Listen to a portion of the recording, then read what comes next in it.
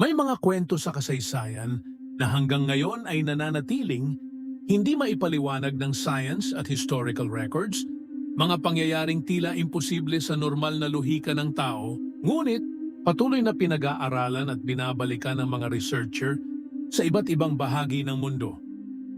Isa sa mga kilalang kaso na ito ay ang tinatawag na Lake Anjikuni Mystery na naganap sa Canada sa isang napakalamig at liblib na rehiyon sa loob ng Arctic Circle.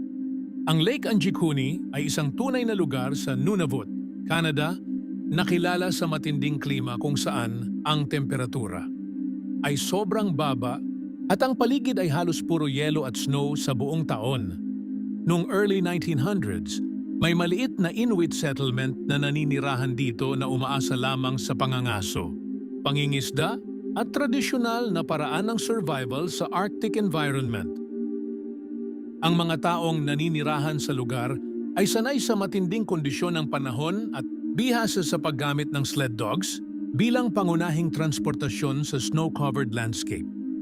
Ayon sa lumang ulat, isang fur trapper na nagngangalang Joe Labelle ang dumating sa isang Inuit settlement malapit sa Lake Anjikuni habang siya ay nasa kanyang pangangalakal sa mga liblib na lugar. Pagdating niya sa nayon, napansin niya agad na may kakaibang katahimikan dahil walang kahit anong tunog at walang senyales ng presensya ng mga tao sa paligid. Walang sumalubong sa kanya, walang ingay mula sa mga bahay at walang anumang aktibidad na karaniwang makikita sa isang buhay na komunidad.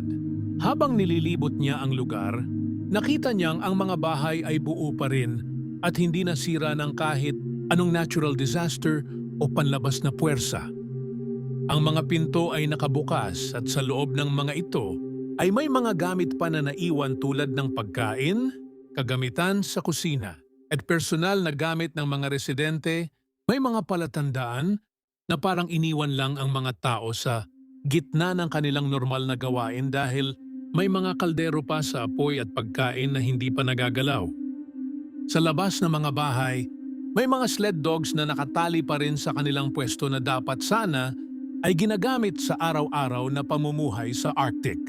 Ngunit ayon sa ulat, wala na rin ang mga aso sa lugar at walang malinaw na bakas kung sila ba ay tumakas, dinala o nawala ng sabay-sabay.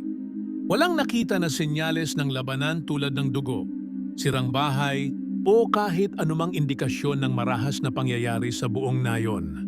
Wala ring ebidensya ng natural disaster tulad ng lindol, avalanche o matinding bagyo na maaaring magpaliwanag ng biglaang pagkawala ng mga tao.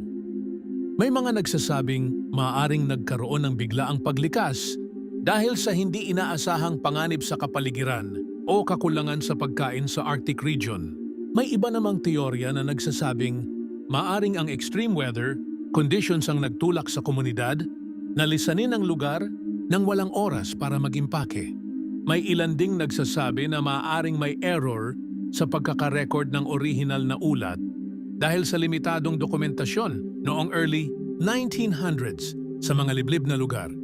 Sa modern historical analysis, ang Lake Anjikuni ay hindi itinuturing na fully confirmed mass disappearance dahil kulang ang independent verification at archaeological evidence.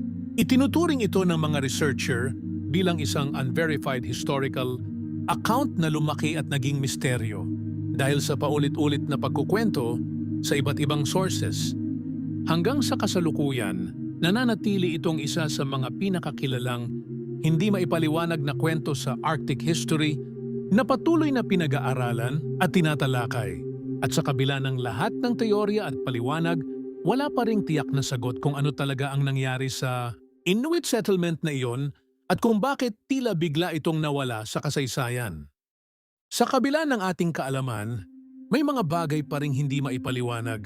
Ito, ang misteryong katotohanan kung saan ang katotohanan ay patuloy nating hinahanap. Mag-subscribe at pindutin ang bell para sa susunod pang misteryo. Hanggang sa muli.